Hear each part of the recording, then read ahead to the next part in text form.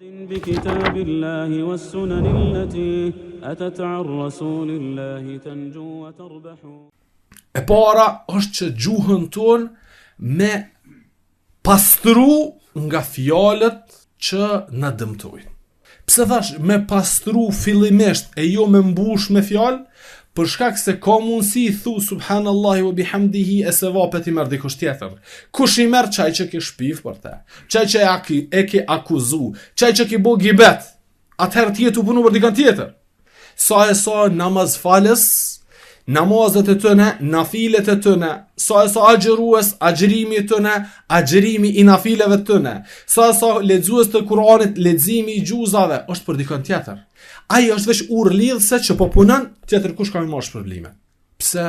Sepse zullumin që e bën me gjuhë nuk lahet ndryshe vetëm se duke ju mirë shpërblime dhe duke ju shpërndarë të tjerëve. Se shka në hadithin e njohur që është në Imam Muslimin sahih, hadithi muflisit të falimentumit. Për këtë vllazni, njëherë të harujmë gjuhën. Të harujmë gjuhën. S'kena mundësi me thonë subhanallahi wa bihamdi. Ta zom s'kena mundësi. Ta zom. Atëherë mos bë gibet. Mos bart fjalë. Mos e përqesh dikën. Mos u bësh shkaktar që dikujt m'ju thy zemra si shka keni fjalë që ja thu. Fëmijës tonë, gruas tonë edhe dikujt më shumë. Mos ja thujini fjalë apo. Wal kadhimin al ghayza wal afin anin nas, ata që përbin mlefin. Doni më ja thon do fjalë përbihet një herë. Edhe një herë, e merr do ujë ftoftë pen, e kafshon guhën e vet ama s'ja thot një fjalë. Pse? Wal kadhimin al ghayz. E përbin mlefin që Allahu Azza wa Jall ja sheh gjendjen e tij, ja sheh zemrën e tij, ja sheh gjuhën e tij, ja sheh temperaturën që I hyp, po thot mos të them një fjalë se tani nesër jam pengja asaj fjalë. Për këtë vllazni të ruajmë gjuhën. Të ruajmë gjuhën. Ato nëse se aktivizojmë me të mira, s'po ku mos të aktivizojmë me të këqija. Edhe pse mos aktivizimi me fjalë të mira ka mundësi veç ta bjen një barazim. Nuk të qënë të nalta, po. Po kryesorja men samet të negja, kush ka synim shpëtimin, bare e runate. Dhe kuptojeni, këshillet e Daud at-Tai, I cili ka thonë, u sprovova me një gjuhë që kish qef shumë me fol. Tha dhe shkeshan me gjlistet e dikuj që aty bëjshin shumë muhabet. Ka shumë me gjlistet e ehlur ra'jet. Ku edhe të mësu, kam bos polemikat shumë. Tha thot e gjeta vetën se nefsi pi pëlqen qaj me gjlis. Thash, kë me shkua ma me eduku vetën. Se mos me shkua aty se dja e kë me eduku. Tha dhe dëshmi që unë zbën me fol, tha gjeta një gurit të rekansh, të mret. Tha shtina ngoj. Sa her dësha me fol, ose më therke, ose gati mi thej kjo dhëm. Tha e nalësha vetën, s'falsha.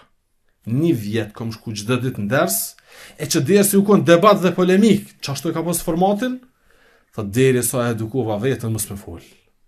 Tha pastaj u mira me punën ta. E Daud at-Tai rahimahullah pe dietarëve të mëdhtë selefit, që kanë thonë se ka çu kryt në shtëpi vet në tavanin me këshir 20 vjet. Ka thonë ç'është unë s'ko marr këtu me këshir tavanin. Ka thonë I këm do gjunahet mia që me to kur ti kry punë, çatëherë mira me tavan. Çatëherë mirë nëse pas ka ndodhur kjo dhe ajo. S'ka pas kohë më mirë me këtu. E ka eduku vetën. Ta edukojmë vetën që të folë, mos të flasim. Wallahi wa billahi, llogaria më e madhe e njerëzve nesër ditën e gjykimit është për shkak fjalëve. Më e madhja se me vepër e dëmton 1, 2, me fjalë e dëmton një shoqni. I thu filanit çështë dhe jap një shuplak. Ama I thu ata, krejt çka janë me sy të kaltër, krejt janë këse. Një amën caktu.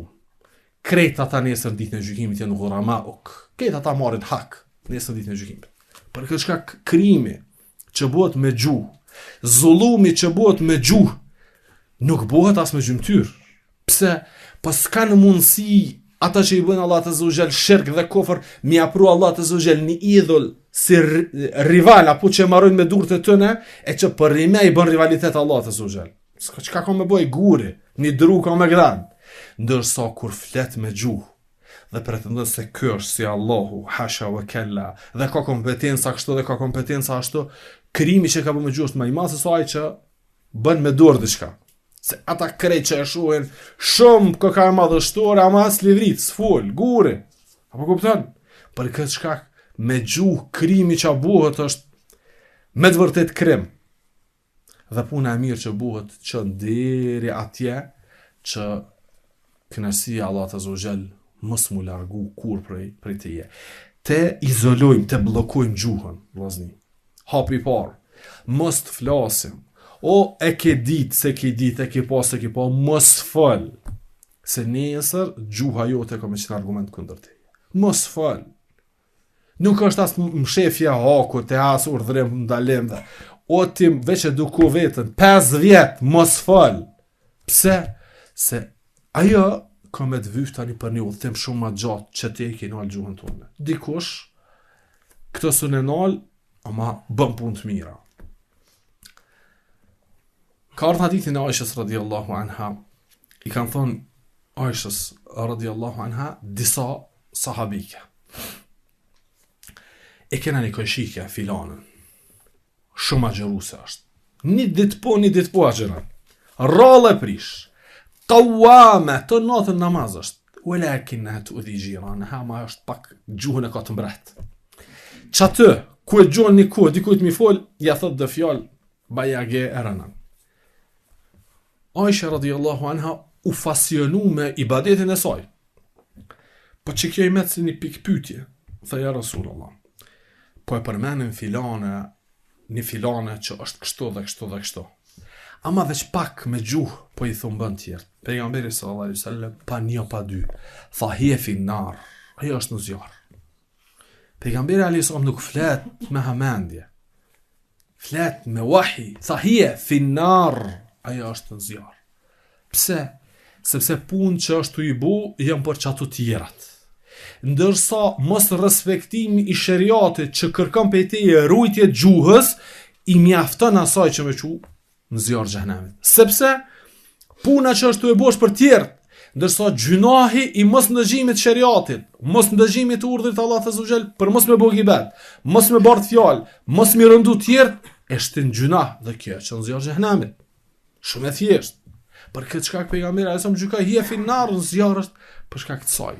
Të ruajmë gjuhën, pastaj të miremi me kultivimin e të mirave për në ahiret përmes asaj gjuhe. Ta lodhim gjuhën, ta mbajmë vazhdimisht të njohëm me përmendjen e Allahut Azza wa Jall.